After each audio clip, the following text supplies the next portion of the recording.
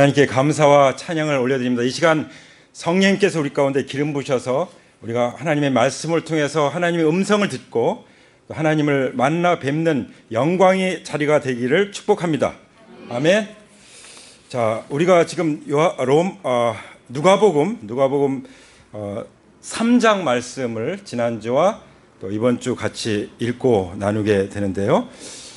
그 제목이 뭐였죠?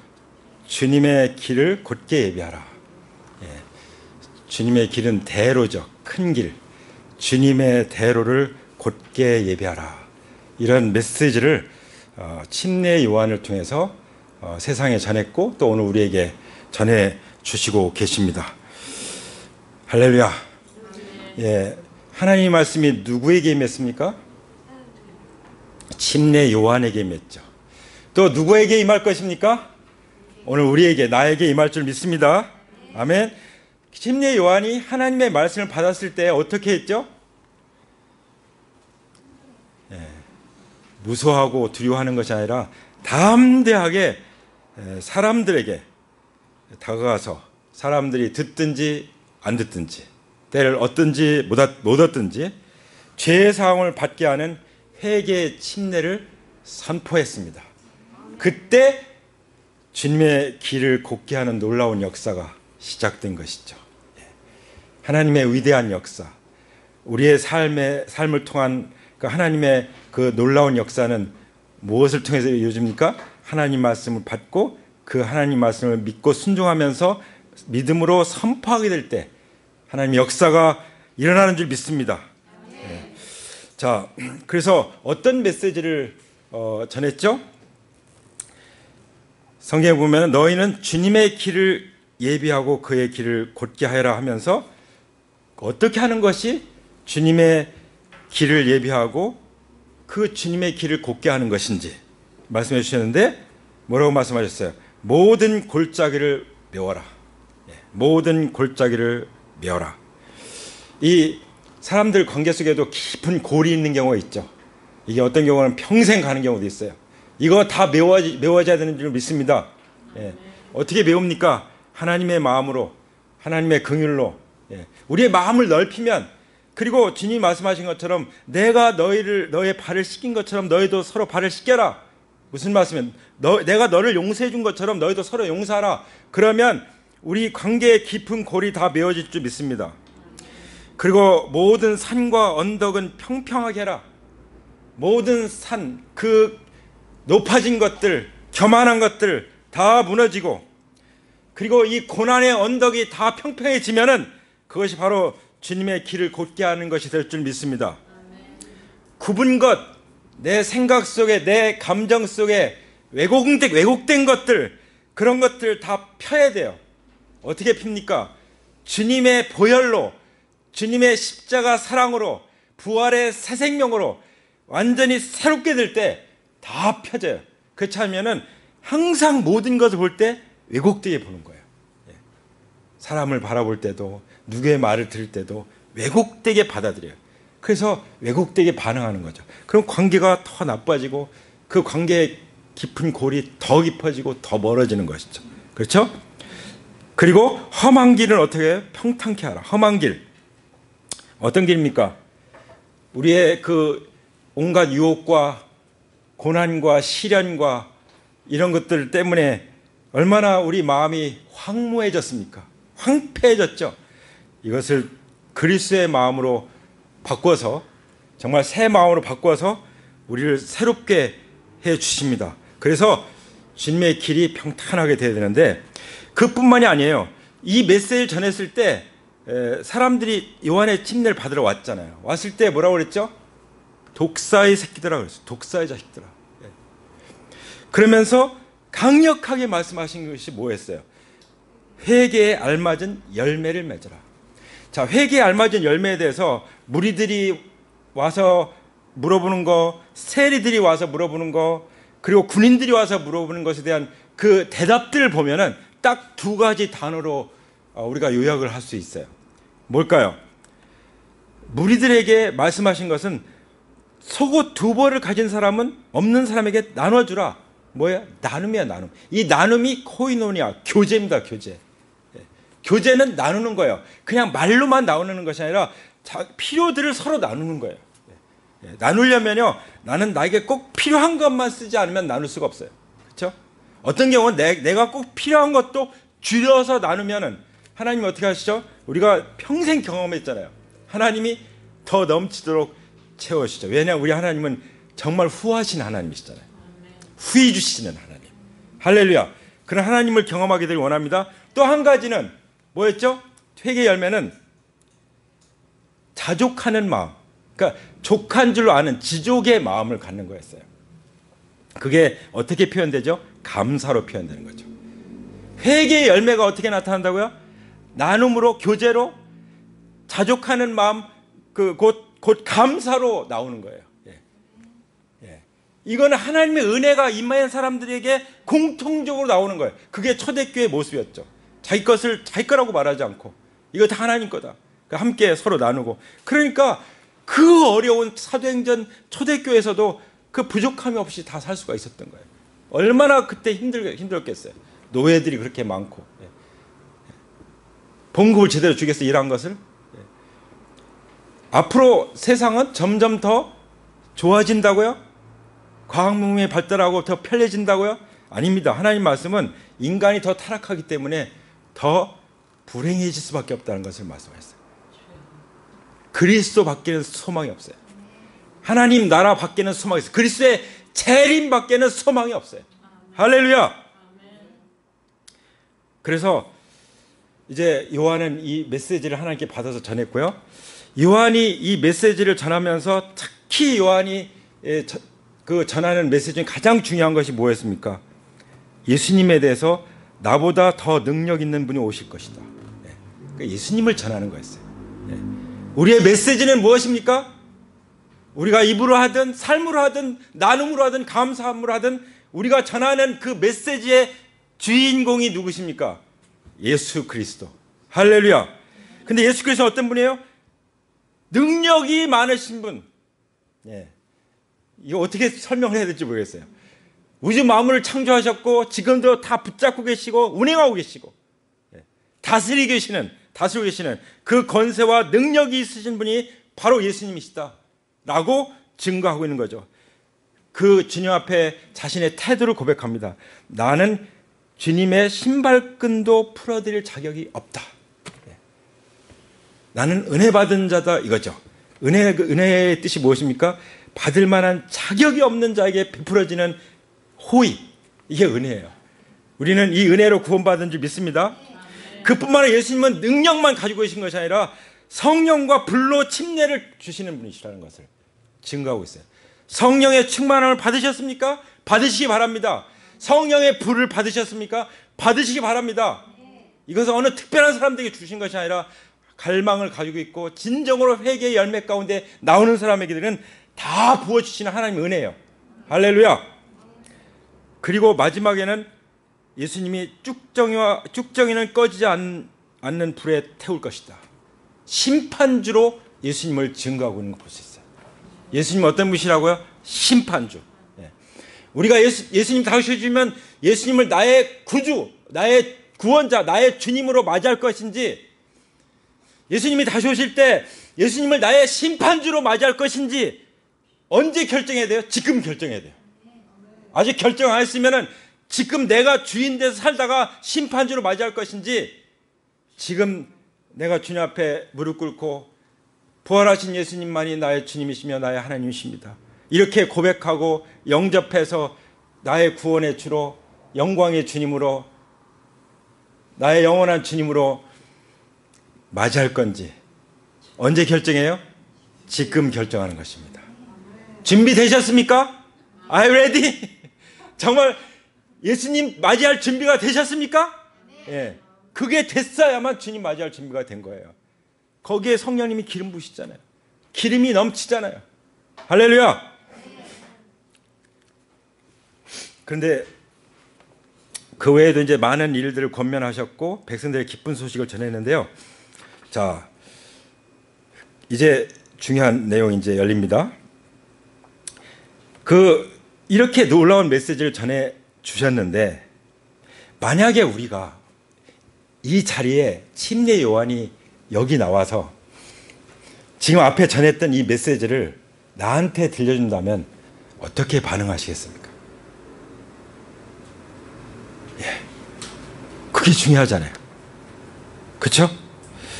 여기 한 사람이 나옵니다. 19절에 그러나 분봉왕 헤롯은 자기 동생의 아내 헤로디아와 관련된 일과 또 자기가 행한 모든 악한 일 때문에 요한에게 책망을 받았고 또 거기에다가 또 다른 악행을 보태었으니 요한을 옥에 가둔 것이다.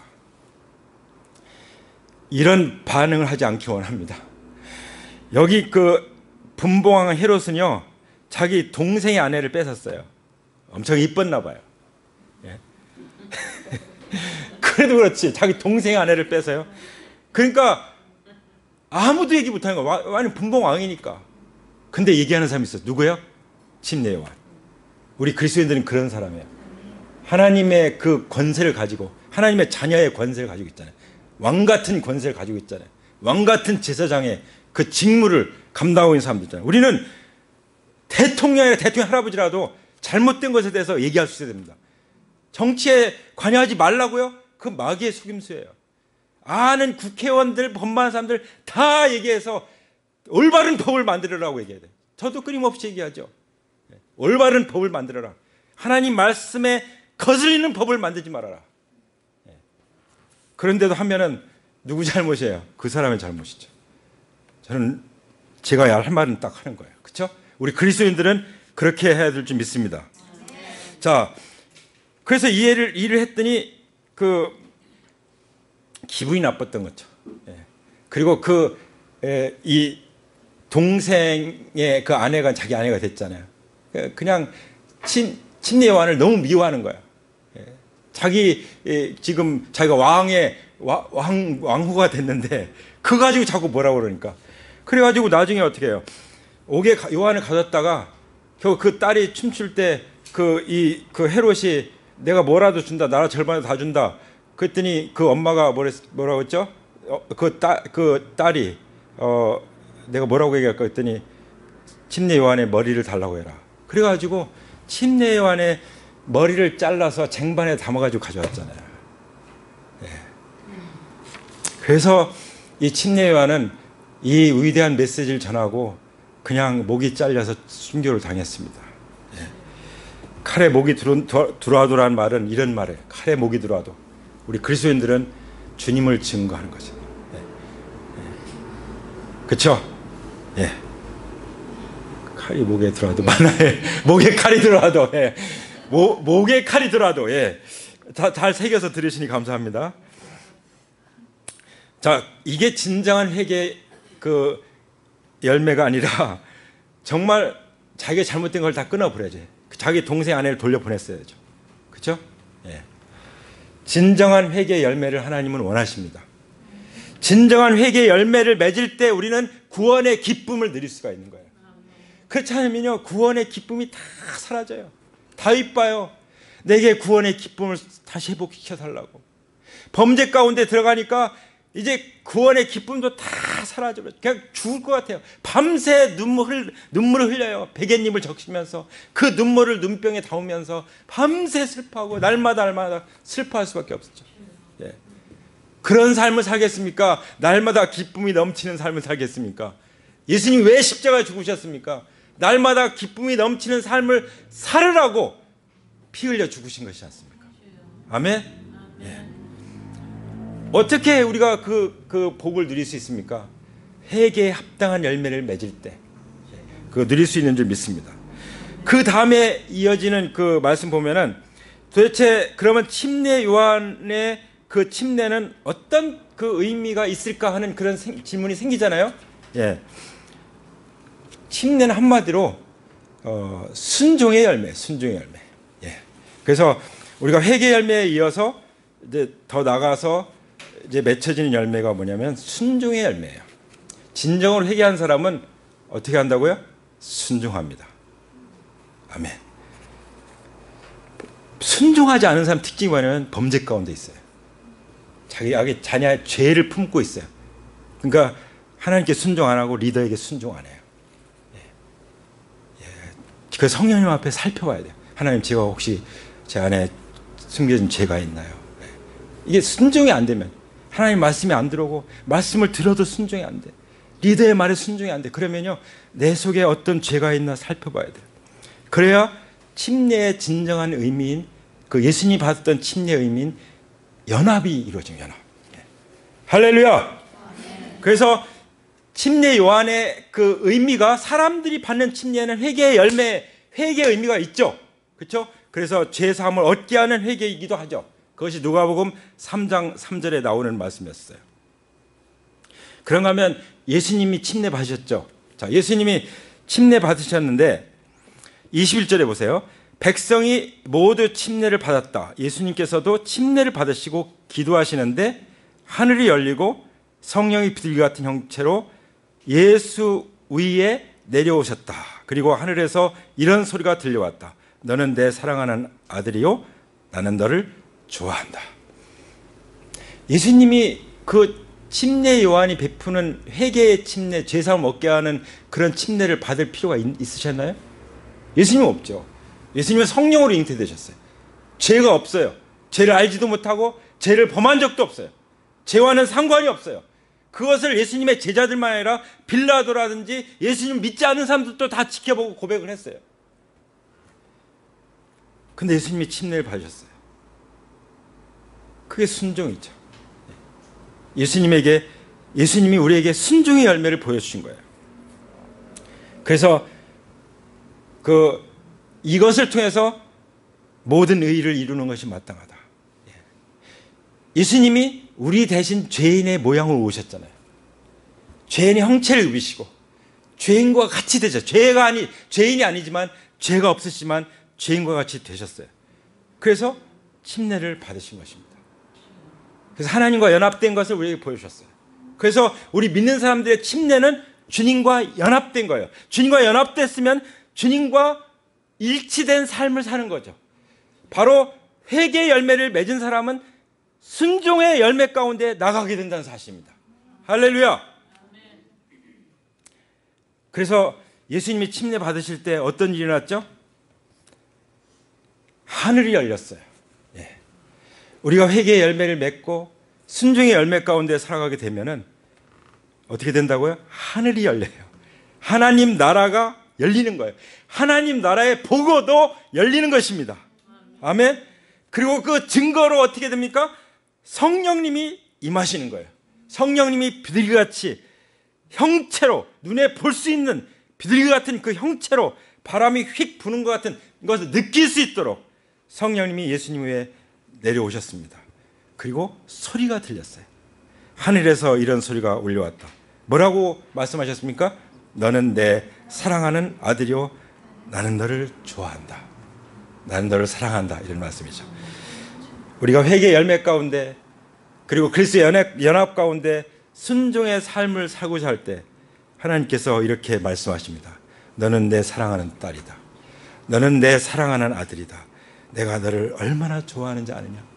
스바냐서에 보면은 내가 너를 바라보는 것만으로도 나는 기뻐서 견딜 수가 없어. 이렇게 말씀하시는 것입니다. 아가서에서는 신랑과 신부의 관계로 또 말씀하셔요.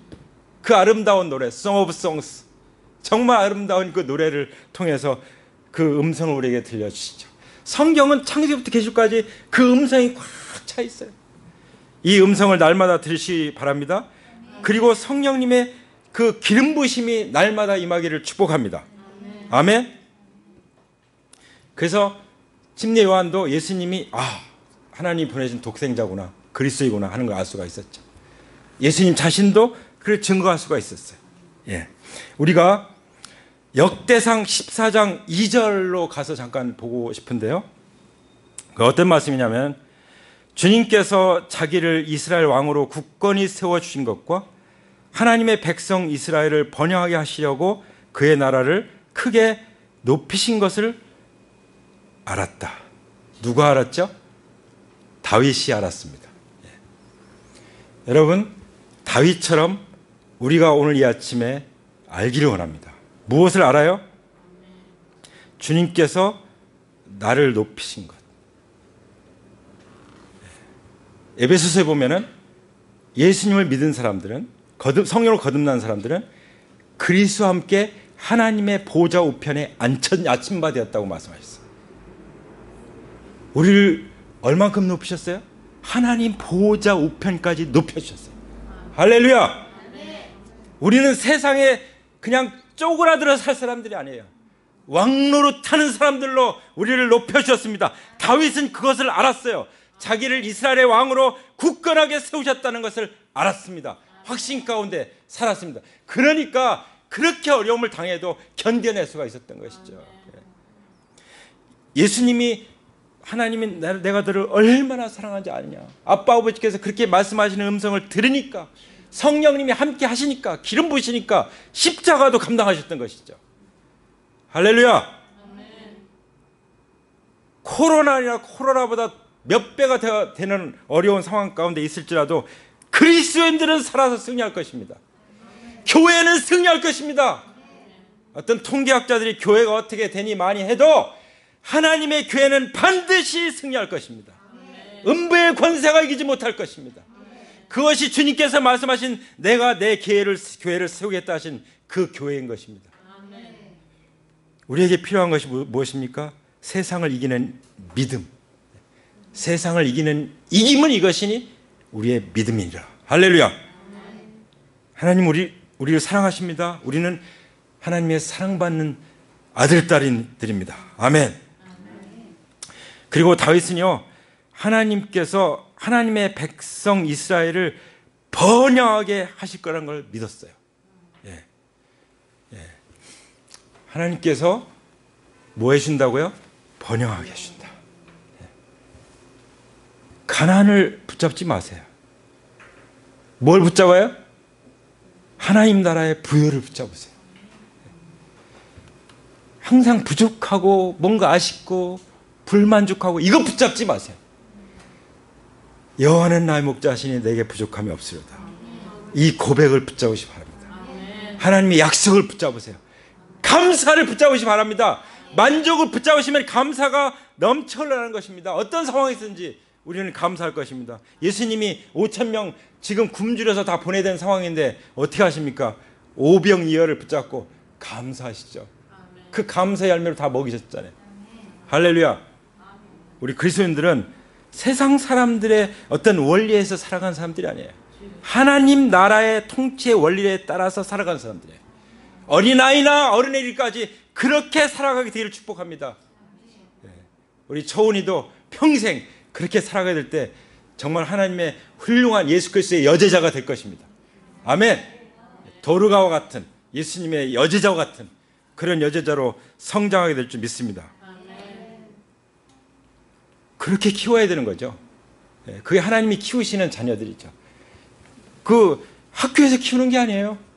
나라가 키우는 게 아닙니다.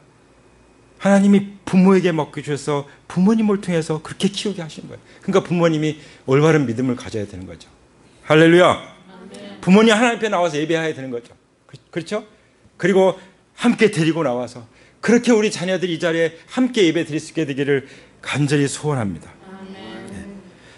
그리고요, 다윗은요, 그의 나라를 크게 높일 것을 믿었어요. 근데 하나님이 그렇게 하셨나요? 그렇게 했죠. 이스라엘이 정말 말로 다할 수 없는 고난을 겪었지만 그래도 지금 우뚝 서 있잖아요.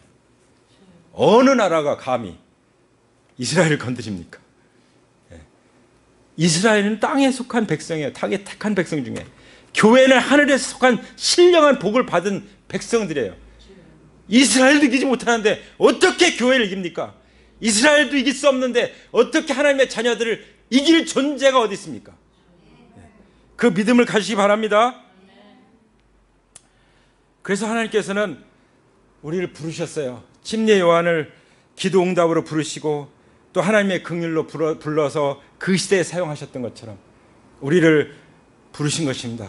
회개의 열매를 맺게 하시고 순정의 열매를 맺게 하셔서 우리를 부르셔서 이제 그야말로 예수님이 사람의 몸을 입고 오신 그 소위 성육신이라고 하죠. 사람의 몸, 말씀이 육신인데 우리 가운데 거하신 그 삶을 우리가 누릴 수 있도록 하신 거예요. 우리는 어떤 삶을 사는 거예요?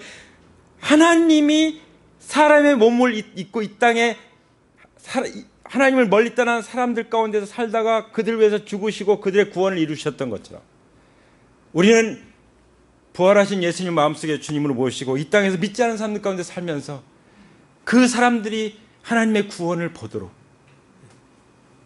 말로 또 삶으로 나눔으로 감사함으로 간증으로 복음으로 그들을 구원해서 주님이 빨리 오시도록. 주님이 왜 안 오신지 아세요? 하나님은 단 한 사람도 멸망치 않고 다 회개하여 구원에 이르기를 원하시니라. 한 사람이라도 더 구원하시려고 더디 오시는 거예요. 예. 천년을 하루같이 참으면서 또 하루를 천년같이 참으면서 우리를 향해서는 진짜 우리를 오래 참으시 천년이 하루같죠. 어떻게 비유할지 잘 모르겠어요. 안 믿는 사람들에 향해서는 하루를 천년같이 기다리죠. 돌아오기만을. 그러나 우리 믿는 사람들에게서는 늘 같이 이렇게 교제하고 누리니까 예? 천년을 같이 함께 지냈는데 하루 지낸 것 같아. 그죠? 예. 제가 바로 얘기했습니까? 헷갈려. 예. 예. 그렇게 우리를 바라보시고 믿는 자녀들을 향해 바라보시는 마음과 믿지 않는 사람들을 바라보시는 주님의 마음이 또 차이가 있어요. 예. 그것을 성경은 그렇게 표현한 줄 믿습니다. 그래서 이제 그야말로 우리는 마치 누가복음 3장에 나오는 그 예수님의 계보처럼 우리는 하나님 나라의 가문의 계보를 이어가는 사람들이에요. 그렇죠? 그래서 그 성경이 왜 이 메시아의 가학의 계보를 기록하셨을까? 이것이 하나님의 계획이기 때문이에요. 그렇죠? 그리고 예언이 성취된 것이 얼마나 정확하게 이 역사 가운데서 예수님의 계보가 이어졌는지를 우리에게 보여주는 거죠. 그래서 결국은 성령으로 잉태돼서 말씀이 육신이 되어서 예수님이 우리 가운데 오신 것이잖아요. 그렇죠? 왜 오셨어요? 모든 사람이 하나님의 구원을 보게 되기 위해서. 그것이 누가복음 3장의 메시지죠. 그렇죠? 마태복음은 예수님을 이제 왕으로 증거하기 때문에 법적 계보를 우리에게 보여주고 있죠. 누가복음은 예수님을 인자, 사람의 아들, 사람으로 오신 세상의 구주로 오신 분으로 증거하기 때문에 어떤 그 사람의 계보 같은 것으로, 그래서 마리아로 이어지고 마태복음은 요셉으로 이어지죠. 그렇죠? 마태복음은 부계로, 누가복음은 모계로, 그리고 마태복음은 왕의 자손으로, 그 다음에 누가복음은 제사장의 계보로서 보여주시는 그 특징들을 제가 간단히 좀 설명을 드렸어요. 예. 왜냐하면 누가복음 3장에 예수님의 계보가 나오니까 우리가 이걸 다 자세히 볼 수 없지만 우리는 그런 놀라운 그런 계보를 통해서 예수님 오셨다는 것을 알아야 되겠죠. 마지막으로 23절에 보면은 예수님께서 활동하실 때 그는 30살쯤이었다. 그는 사람들이 생각하기로는 요셉의 아들이었다. 사람들은 그렇게 생각할 수 있어요. 유대 청년, 그렇죠? 그 누구 집 아들 이렇게 생각할 수 있어요. 근데 성경은 어떻게 성령을 잉태돼서 오셔서 침례를 받으시고 성령 임하시고 우리의 구원의 일을 감당하시는 구원자이시는지 우리는 성경을 통해서 알고 있죠. 예, 그래서 주님이 언제 활동을 시작하셨어요? 33살쯤. 이제 우리는 지금부터 이제 예수님이 33살쯤부터 시작하신 그 공생의 사역을 통해서 가르침과 또 역사하신 놀라운 일들을 우리는 주일날마다 또 만나게 될 것을 기대합니다. 우리가 오늘 말씀하신 것처럼 침례 요한을 통해서 말씀하신 그 말씀에 올바르게 응답하기를 원합니다. 회개의 열매를 맺을 것이며, 그래서 정말 하나님과 교제하고 우리가 나누고 또 감사하는 삶이 넘칠 뿐만 아니라 우리 주님이 정말 침례를 받으실 필요가 없으심에도 불구하고 침례에 순종하셔서 그 연합의 삶을 우리에게 보여주셨던 것처럼 우리가 그리스도와 연합된 삶을 살아갈 것과, 그리고 예수님이 성육신에서 사람의 몸을 입고 오셔서 그 놀라운 그 십자가 부활의 열매를 맺으셨던 것처럼 우리도 이런 열매가 충만해서 다시 오실 주님의 길을 예비하는 하나님의 귀한 자녀들이 되기를 원합니다. 주님 오실 길을 예비하는 그런 제자들이 되기 원합니다. 주님이 오실 길을 예비하는 왕같은 제사장들로 살기를 원합니다. 할렐루야. 우리 다 같이 일어나서 기도하겠습니다. 하나님 앞에 기도로 나가겠습니다.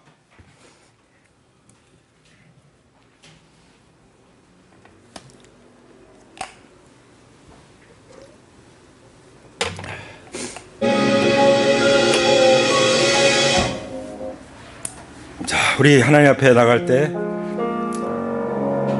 침례 요한을 통해서 우리 주님을 증거해 주시고 주님 오실 큰 길을 곧게 예배하라고 하신 이 주님의 말씀을 받들어서 내가 너에게 이른 명령이 생명이다, 영생이다 말씀하셨던 것처럼 이 말씀을 생명으로 받아들이고 영생으로 붙잡기를 축복합니다.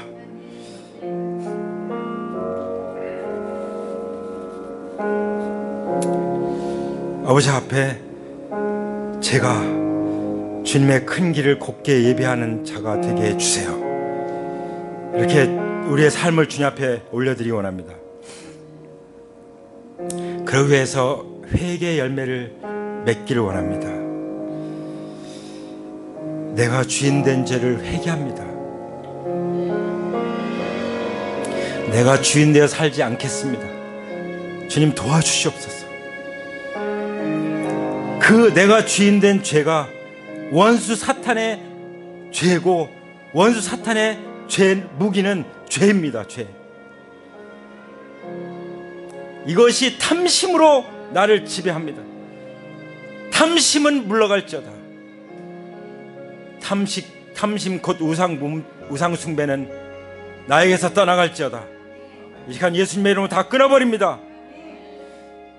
우리가 죄를 지게 되면, 죄 가운데 거하게 되면 다 죄의 종이 됩니다. 죄의 종이 되면 저주와 고통과 궁핍과 불행이 임한다고 말씀하십니다. 그러므로 진정한 회개의 밭에만 복음의 씨가 뿌려지고 열매를 맺습니다. 회개해야 복음의 능력이 나타남을 믿습니다. 하나님 아버지, 내가 주인된 죄, 이 탐심의 우상 숭배의 죄, 하나님 예배하는 것보다 돈을 사랑하는 이 악한 죄를 하나님 앞에 회개합니다. 주님, 복음에 뿌려진 씨가 능력이 나타나고 열매를 맺게 하여 주시옵소서. 아버지, 정말 나누고 자족하는 마음 갖고 교제하며 감사하는 마음이 넘치는 회개 열매 맺혀지게 하여 주시옵소서. 하나님과 친밀한 만남 가운데 레마의 말씀에 순종하고 성령의 인도를 받아 열매를 맺게 해주옵소서. 그리하여 구원의 열매를 맺게 하여 주옵소서. 그 구원의 기쁨을 누리게 하여 주시옵소서. 회개는 힘들게 하는 것이 아닙니다.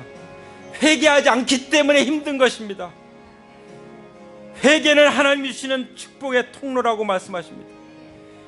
회개를 가장 가까이 하고 회개를 많이 하면 우리의 믿음은 더 풍성해질 줄 믿습니다. 우리의 영혼은 더 평안 가운데 살아갈 줄 믿습니다. 치유와 회복이 일어날 줄 믿습니다. 그야말로 만사 형통할 것을 믿습니다. 회개를 가까이 하겠습니다. 회개를 더 많이 하겠습니다. 죄를 멀리 하겠습니다.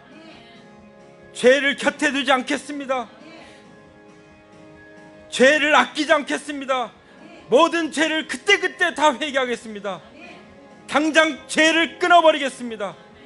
주님, 회개에 합당한 삶을 살도록 도와주시옵소서. 순종의 열매 가운데 나가게 도와주시옵소서. 예수님이 이 땅에 사람의 몸을 입고 오셨던 것처럼 믿지 않은 사람 가운데 세상의 빛으로 소금으로 살아가게 하여 주시옵소서. 그래야 모든 사람이 하나님의 구원을 보게 되기를 원합니다. 주님, 다시 속히 오시는 것을 보기 원합니다. 아멘. 주 예수여 속히 오시옵소서. 할렐루야. 주님, 내가 진실로 속히 오겠다고 말씀하셨으니 그 약속을 이루어 주실 줄 믿습니다. 아버지, 우리가 이 땅에서 어떻게 살다가 주님을 만나야 될지 오늘 말씀해 주셨사오니 그렇게 살 수 있도록 성령님 도와주시옵소서.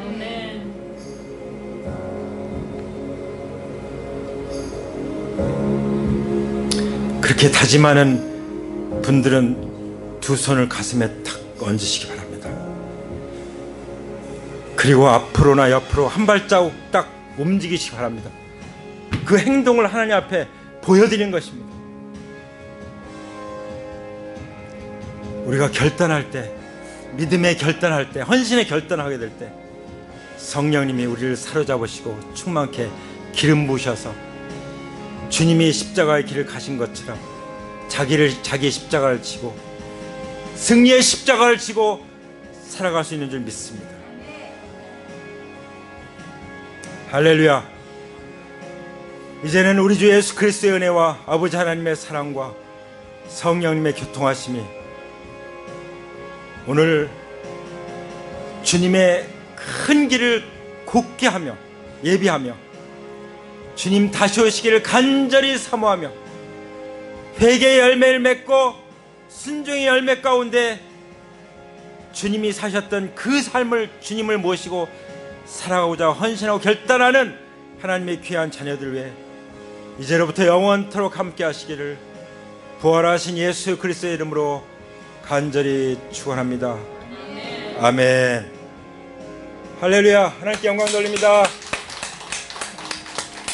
할렐루야. 네, 우리 함께 찬양하겠습니다.